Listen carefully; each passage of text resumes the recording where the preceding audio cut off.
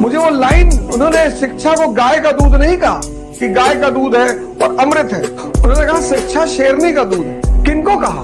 वो जो दमित लोग थे, समाज में पिछड़ा वर्ग था, जो समाज की मुख्य धारा में शामिल नहीं थे, और खुद एग्जाम्पल बनकर दिखाया कि देखो मुझे कोई कहीं से भगा रहा है, मुझे मंदिर में मान लो नहीं भी एंट्री दी तो मैं इस देश के प्रजातंत्र के मंदिर में बैठ गया जाकर।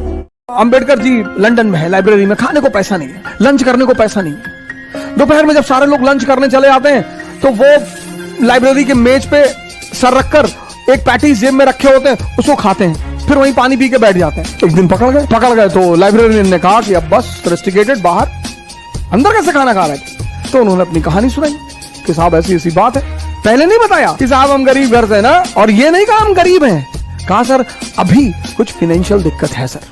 हर प्रसिद्ध व्यक्ति सिद्ध हो ये जरूरी नहीं है, लेकिन ये तय है कि यदि आप सिद्ध हैं तो प्रसिद्धि आपकी चेरी हो जाएगी। जिंदगी में हर इंसान को 2 लक्ष्य बनाना चाहिए।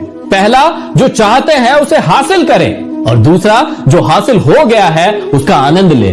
रुकावटें तो जीवन में बहुत आएंगी, डर भी लगेगा, निराशा भी होगी, पर यही जीवन का रास्ता है। ये परेशानियां सिर्फ पड़ाव हैं।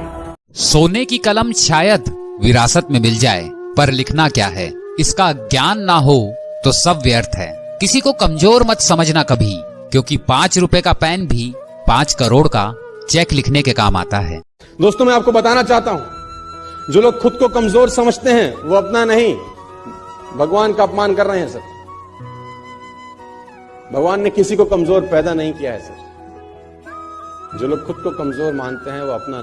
आप पढ़ाई एक ऐसी चीज है जो केवल शौक से पूरी की जा सकती है। हमारे अंदर ये शौक है आज भी, मतलब अगर हमको कोई एक बोरा किताब दे के जंगल में छोड़ दे तो हम आराम से बनवास काट लेंगे। एक शौक है हमको। तो जब तक ये शौक नहीं आएगा ना, आप में नहीं हो सकता। जब सभी व्यक्ति आपके साथ नहीं चल रहे हैं और आप सही हैं, अपराइट हैं, तो अकेले चलो, कोई बात, उससे फर्क नहीं पड़ता कि भीड़ किस ओर जा रही है।